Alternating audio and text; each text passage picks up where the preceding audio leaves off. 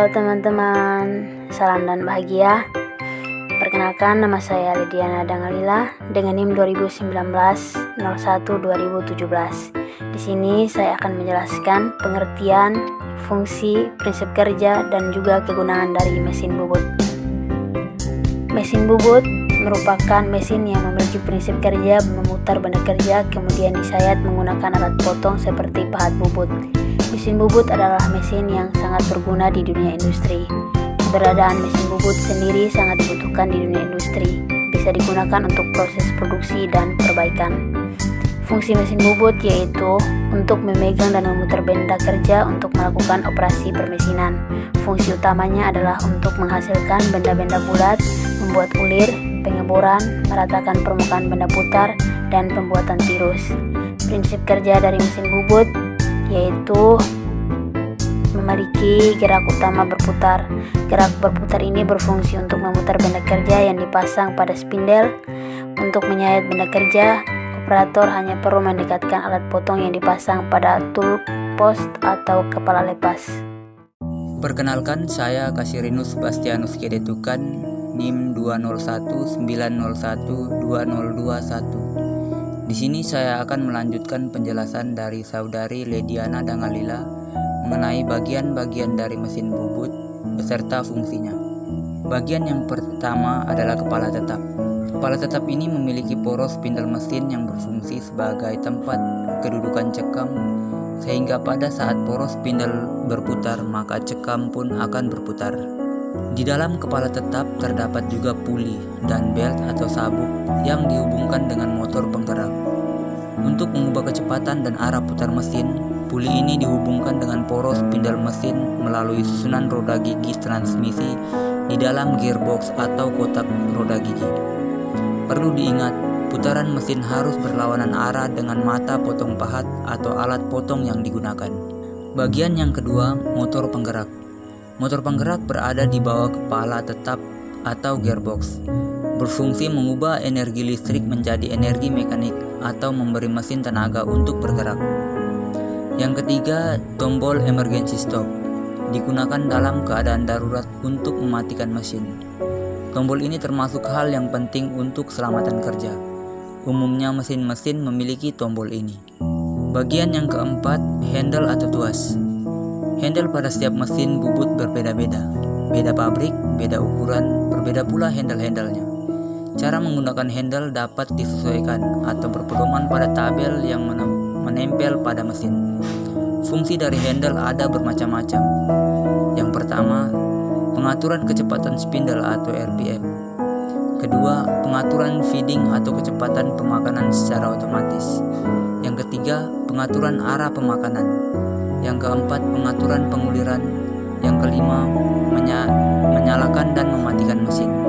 Yang keenam, pengaturan arah putar spindle. Bagian yang kelima adalah eretan. Eretan terdapat 3 macam. Yang pertama, eretan alas. Eretan alas ialah eretan yang kedudukan pada alas mesin dan dapat bergerak ke kiri atau ke kanan sepanjang alas. Di dalamnya terdapat perlengkapan mekanik yang menggerakkan eretan tersebut secara otomatis atau digerakkan dengan tangan. Yang kedua, eretan lintang, berada di atas eretan alas dan kedudukannya melintang terhadap alas. Gerakan melintang yaitu menjauhi atau mendekati operator, baik diputar dengan tangan maupun secara otomatis. Kegunaan eretan ini antara lain untuk memberikan tebal pemakanan pahat atau menggerakkan pemakanan pahat. Pada bagian yang dekat dengan pemutarnya terdapat skala berukuran. Dengan skala ini kita dapat mengatur tebal penyayatan pahat. Yang ketiga, eretan alas, terletak di atas eretan lintang dan diikat oleh 2 baut. Pada eretan ini terpasang rumah pahat. Kedudukan eretan dapat diubah-ubah atau diputar 360 derajat sesuai dengan kebutuhan. Pada bagian alasnya terdapat skala derajat. Eretan ini khususnya untuk membuat tirus dengan sudut yang besar pada jarak pendek. Gerakannya tidak otomatis. Bagian mesin bubut yang keenam adalah tool post atau dudukan pahat. Dudukan pahat berada di atas eretan atas, digunakan untuk memegang atau menjepit pahat bubut saat proses pembubutan. Secara umum tool post ada dua macam, yaitu yang pertama standar tool post. Standar tool post yang dalam pengaturan ketinggian mata pahat menggunakan ganjal. Cara pengencangan pahat dengan cara mengencangkan baut-baut yang terdapat di bagian atas tool post. Menurut jumlah rumah pahatnya, tool post standar ada dua macam, yaitu memiliki rumah pahat 1 dan rumah pahat 4. Tool post dengan satu rumah pahat menyebabkan jumlah pahat bubut yang dapat dipasang hanya satu. Ketika harus mengganti pahat, operator harus mengatur ketinggian lagi untuk pahat yang berbeda. Sedangkan untuk tool post dengan 4 rumah pahat, operator bisa memasang maksimal 4 jenis pahat berbeda, sehingga hanya perlu mengatur ketinggian pahat sekali saja untuk setiap pahat dan bisa mengganti pahat tanpa harus menyetel pahat lagi. Yang kedua, adjustable tool post. Tool post yang dalam mengatur ketinggian mata pahat tanpa menggunakan ganjal, karena sudah dilengkapi dengan perlengkapan mekanik yang dapat mengatur ketinggian pahat. Tool post ini ada dua macam, yaitu memiliki rumah pahat 1 dan lebih dari 1. Penggunaannya sama dengan standar tool post. Bagian mesin bubut yang ketujuh adalah lampu penerang. Lampu penerang digunakan untuk membantu operator melihat benda kerja saat dibubut. Berguna juga untuk membantu operator melihat hasil pengukuran benda kerja. Namun tidak semua mesin bubut dilengkapi dengan lampu. Bagian yang ke-8, selang kulen atau pendingin, berfungsi untuk menyemprotkan cairan kulen saat membubut. Kulen berguna untuk menyetabilkan suhu alat potong, sehingga ketajaman mata potong bisa lebih awet dan hasil pembubutan lebih optimal. Contohnya dalam proses pengeboran benda kerja. Namun tidak semua jenis alat membutuhkan kulen dalam proses pembubutan. Kesembilan, kepala lepas. Kepala lepas adalah bagian mesin bubut yang letaknya di sebelah kanan mesin dan dipasang di atas alas mesin. Guna bagian ini adalah sebagai tempat penahan ujung benda kerja yang dibubut, tempat kedudukan bor waktu mengebor, dan lain-lain.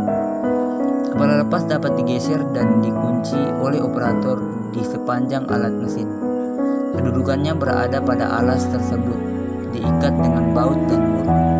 Porosnya berlubang tirus sehingga dapat dipasang bor yang bertangkai tirus. Kepala lepas terdiri dari dua bagian, yaitu alas dan badan. Kedua bagian ini diikat oleh 2 atau 3 baut dan dapat digeser. Pergeseran ini diperlukan waktu apabila kita akan membubut tirus dengan benda kerja terpasang di antara 2 senter. Yang ke-10, alas mesin atau bed machine. Alas mesin digunakan sebagai tumpuan gaya pemakan pada waktu pembubutan dan juga sebagai tempat kedudukan kepala lepas, eretan, penyangga diam, atau stead ready. Yang ke-11, poros transportir dan poros pembawa. Poros transportir adalah poros berulir berbentuk segi 4 atau trapesium dengan jenis ulir Whitworth atau inci atau metrik yang terletak di bawah eretan alas. Berfungsi untuk membawa eretan pada waktu pembubutan secara otomatis, misalnya pembubutan arah memanjang atau melintang dan ulir. Poros transporter untuk mesin bubut standar pada umumnya kisarnya antara 6 sampai 8 mm. Poros pembawa adalah poros yang selalu berputar untuk membawa atau mendukung jalannya eretan dalam proses pemakanan secara otomatis. Untuk mengatur kecepatan pemakan otomatis dapat dilihat dari tabel pemakan pada mesin, agar dapat memilih kecepatan yang tepat dan mendapatkan hasil pembubutan sesuai dengan kebutuhan. Cara mengaturnya mirip dengan mengatur RPM dengan mengatur handle. Bagian yang ke-12, rem kaki. Rem kaki digunakan untuk menghentikan mesin. Rem ini sangat berguna ketika mengulir dan berhenti pada posisi tertentu. Dalam keadaan darurat, operator juga bisa menggunakan rem kaki untuk menghentikan mesin.